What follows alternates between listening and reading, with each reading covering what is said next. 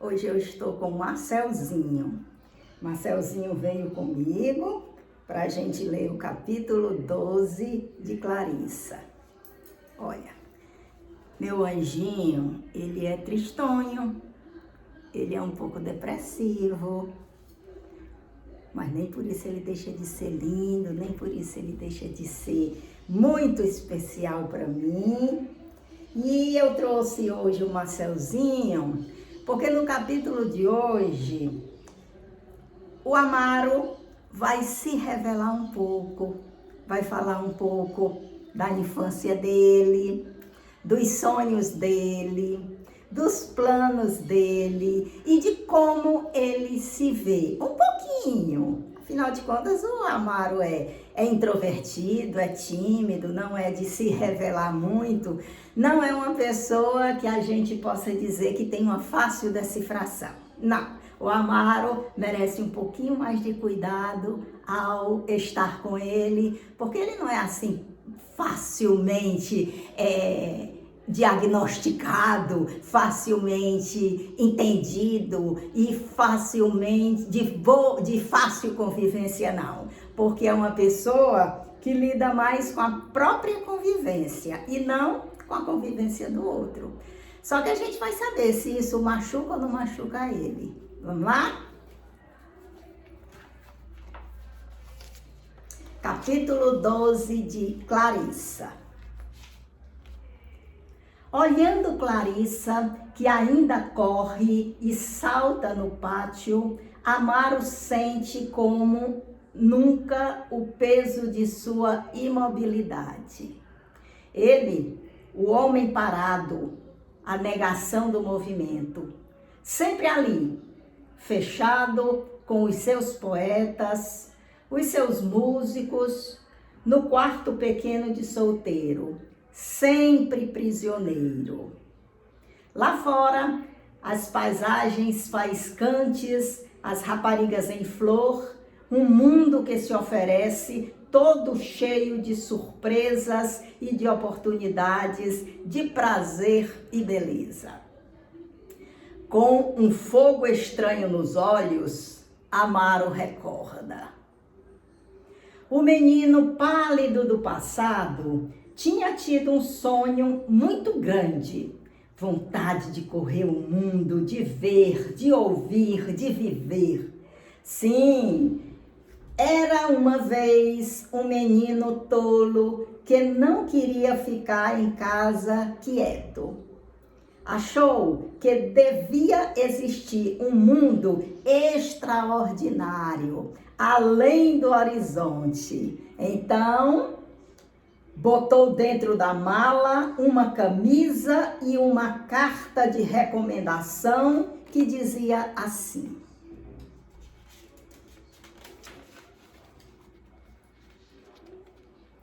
meu ilustre correligionário, tenho o prazer de apresentar-lhe o jovem Amaro Terra, um moço de muito talento que vai a essa capital à procura de emprego. A mãe beijou muitas vezes, enxugou uma lágrima e deu-lhe 1000 conselhos. O pai ficou firme e disse: um homem é um homem e um gato é um bicho, seu Amaro. O rapaz, desobediente, acreditava na glória e partiu. Levou na mala a carta do coronel, chefe político, na cabeça uns rudimentos de música aprendidos com o velho professor da vila e no coração um grande sonho, tão grande que nem ele próprio lhe conhecia os limites. E o moço pálido só pensava em um dia poder escrever grandes poemas e grandes sinfonias. Bateu cabeça pelo mundo. Principiou assim: O coronel não estava em casa, depois continuou não estando em casa. Um dia, pegado de surpresa, disse que estimava muito o coronel lá da vila, que teria muito prazer em servi-lo, que isso, que aquilo, mas que presentemente sentia muito, não havia vagas. E o moço pálido, na cidade hostil, achou tudo diferente. Não via nas janelas as caras familiares que perguntavam: "Bom dia, seu Amaro, como estão todos lá em casa?" Os homens passavam apressados, ninguém conhecia ninguém. E o mesmo estribilho por toda parte o perseguia: "Não há vagas." Que fazer? Voltar? Ou insistir? Amaro seguiu seu nariz e ficou. E desde então continuou ficando parado. Veio o emprego do banco. Amanhã talvez apareça outro melhor. Amanhã. Vieram outros dias. Conformou-se. E os sonhos? E as sinfonias? E os poemas? Amanhã. Assim, 10 anos, sem variantes. Um dia, acariciou a ideia de voltar à terra natal, para ver a ruazinha humilde, com o cego que tocava concertina, o cachorro vagabundo que se refestelava ao sol, o vendeiro português. Mas isso não passou de simples projeto. Amaro tinha sempre e sempre muitos projetos. Um tumulto de invenções, melodias, sinfonias, poemas. Mas entre o plano e a realização havia um abismo que era preciso vencer com um pulo. E Amaro nunca dava esse pulo. Medo? Ouvia que tudo no fundo é inútil, que todos os gestos no fim se desfazem em poeira. Os outros dizem: o Amaro é um moço carrancudo. O seu Amaro não sabe rir. O seu Amaro é misantropo. O seu Amaro não gosta de ninguém. E, no entanto, ele sofre em silêncio. Quanta ternura recalcada! Quanto gesto de carícia e de complacência corre no gelo do silêncio e da imobilidade. Ele olha para todas as crianças e para todas as coisas com uma profunda simpatia, mas com uma simpatia que jamais se transforma em gesto ou palavra. Às vezes, tem uma vontade imensurável de sorrir para toda a gente que o cerca, de revelar toda a sua cordialidade e toda a sua compreensão numa frase, num sorriso, num ato. Mas o espírito de análise intervém, destruidor, disseca todas as ideias e mata o gesto. Fica ecoando no ar a pergunta que os lábios não fizeram, mas que a mente não cansa de formular: para quê? E depois, mais forte que tudo, a sua timidez é muito, muito presente. E assim, ele passa pela vida em silêncio, de olhos baixos, sem olhar nem sorrir para ninguém. E agora, ele está aqui, rumo aos 40 anos, à janela de um quarto de pensão, olhando para uma menina em flor que rodopia ao sol. Clarissa dança, a sua sombra mancha de escuro a terra cor de ocre. Batido pela luz crua da manhã, o muro caiado tem lampejos de metal. O menino doente está no pátio da casa vizinha, tomando sol. Tem a cabeça recostada no espaldar da cadeira. Está imóvel, parece até que dorme.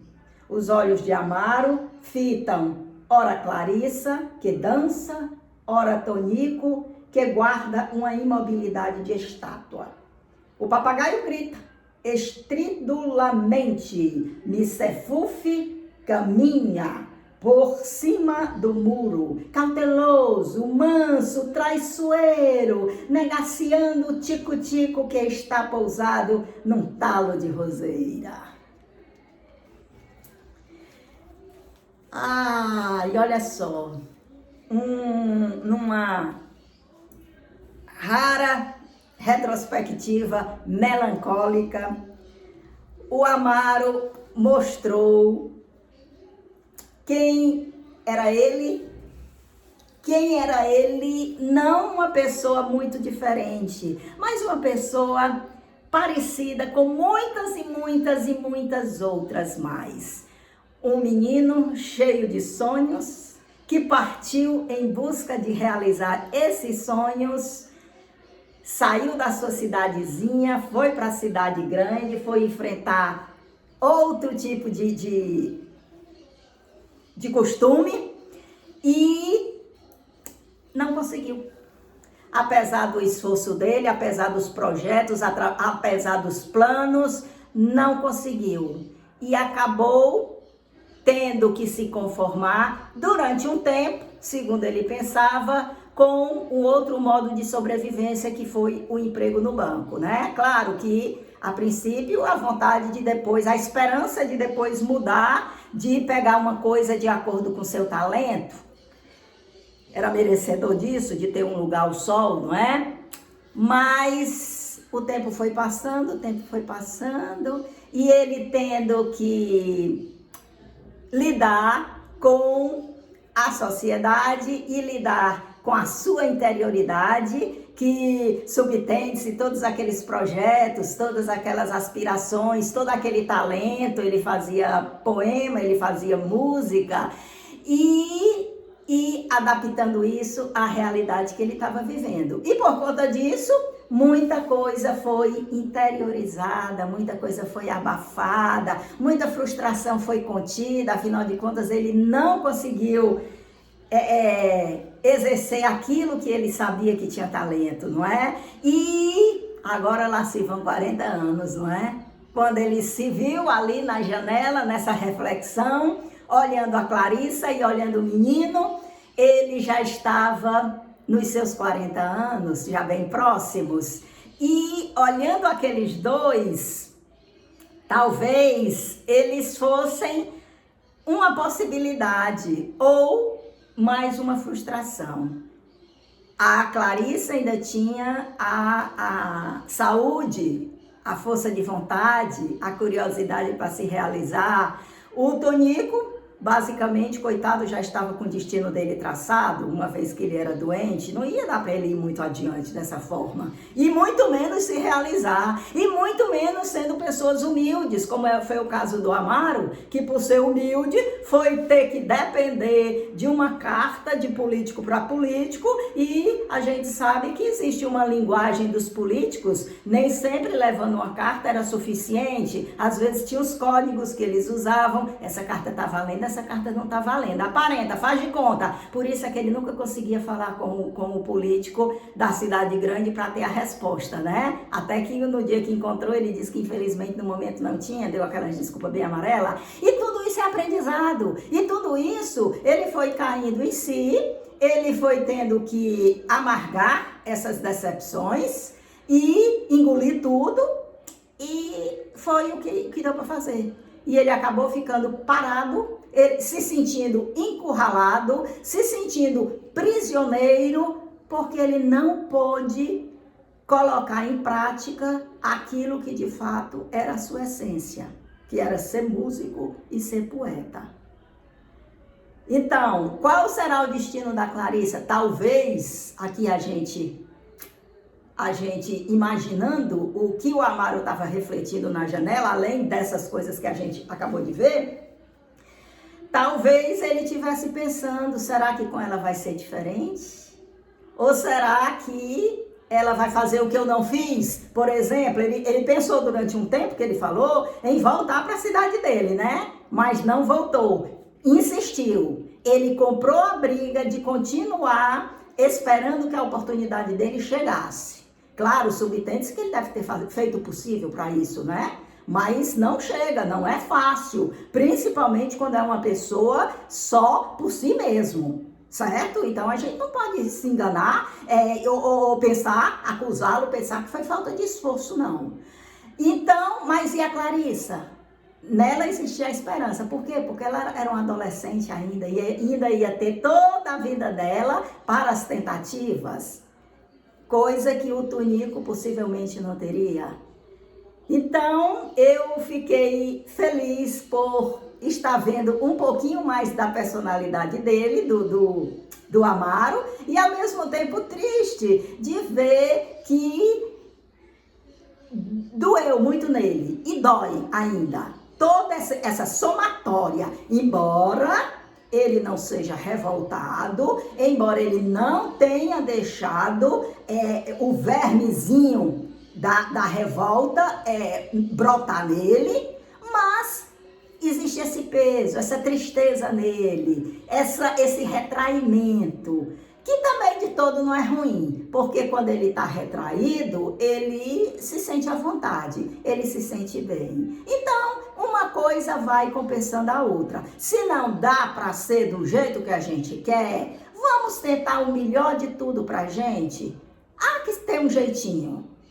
Não é 100% o que eu queria, mas se for 50%, já dá para a gente não se entregar ao pessimismo ou à desistência, porque isso sim, desistir é que é o retrato do fracasso. Olha só, o meu Marcel é tristinho, o meu Marcel já nasceu deprimidinho, mas ele não é um menino que aparenta ser revoltado. Então, eu acho que ele está feito Amaro, sabendo lidar bem com os seus prós e os seus contras. E você sabe lidar com os seus prós e os seus contras? É a reflexão que eu deixo hoje. Amanhã a gente volta para o capítulo 13.